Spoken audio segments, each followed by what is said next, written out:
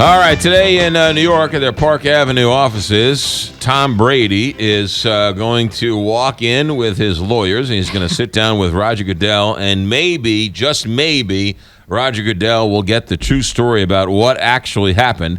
They are meeting to determine whether or not Tom Brady is going to serve a 4-game suspension or not. This is his trial. This is his appeal, if you will. Following this story very closely is Aaron Katersky, ABC News correspondent. Good morning, Aaron Katersky. Oh, good morning. Happy to be talking about this again with you, McGraw. And for Tom Brady, it is his chance to show why he deserves something less than a 4-game suspension. The union has already argued that the punishment is out of whack with past practice. Just look at Ray Rice, who was initially suspended 2 games for punching out his wife in an elevator, and this is for, underinflated footballs.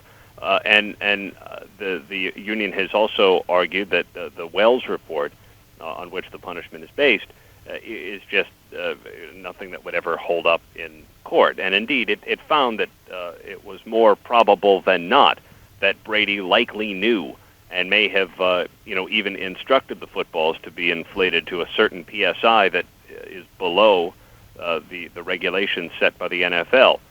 And the defense attorneys have argued that this is just kind of speculative at best, and there's no firm evidence. But it was quite an indictment of Brady and the role that he appeared to have played in underinflated footballs that were used in the AFC Championship. So from what I understand, this Wells guy who wrote the report is going to be in the room. Yeah, he's going to be there, I think, in order to defend the report should it come into question from Brady's side. But for the NFL, this is really the kind of a appeal hearing where the onus is on Brady to provide some new information to prove to the commissioner that he is either coming clean or that he has some new evidence to dispute the Wells report. And if he can present either of those things, then he may have a shot at getting his suspension reduced. Short of that, though, the NFL has heard all the arguments before.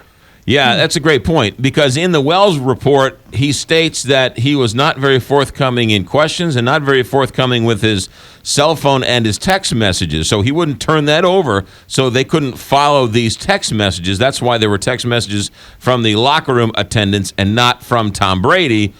Any talk of him turning over that evidence? Well, now would be a good time for him to do it if he wants to show that he's serious about coming clean and rehabbing his image. The problem is those text messages appear to be the linchpin in the whole thing, and maybe they show his guilt. And does he want those messages out there that may well show, hey guys, I like my footballs here, make sure they're here? And is he promising them shoes and other athletic gear, as some of the other messages seem to suggest? We'll see. But I think for the NFL, they're really looking for Brady to give something new, arguing that the punishment is out of whack and that the Wells report was flawed. I don't know that that's going to impress the commissioner all that much. That's what we want. We all want something new. Can they force him to turn over his cell phone records? No, no. There's no subpoena power here. It's not a criminal right? Investigation. Unlike the investigation with the Cardinals, which does involve.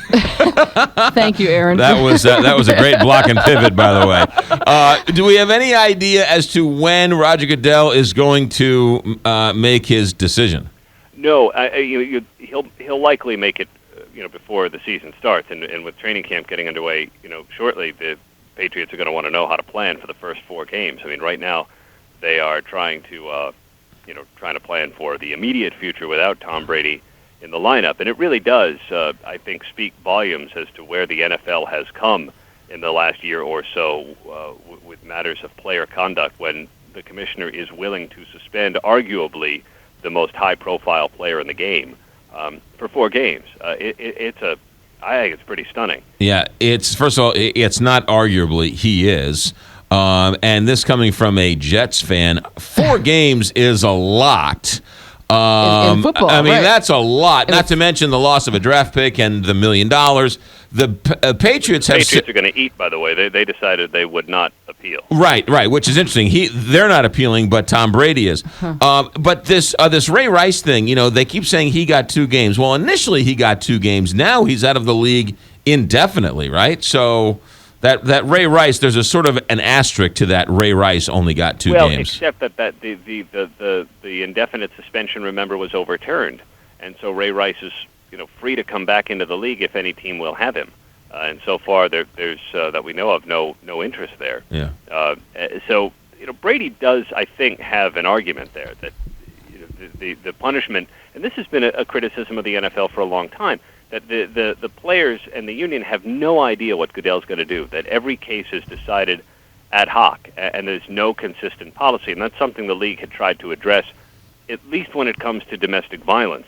But for these other matters, I'm not sure they ever thought they'd be dealing with, pounds per square inch. Right.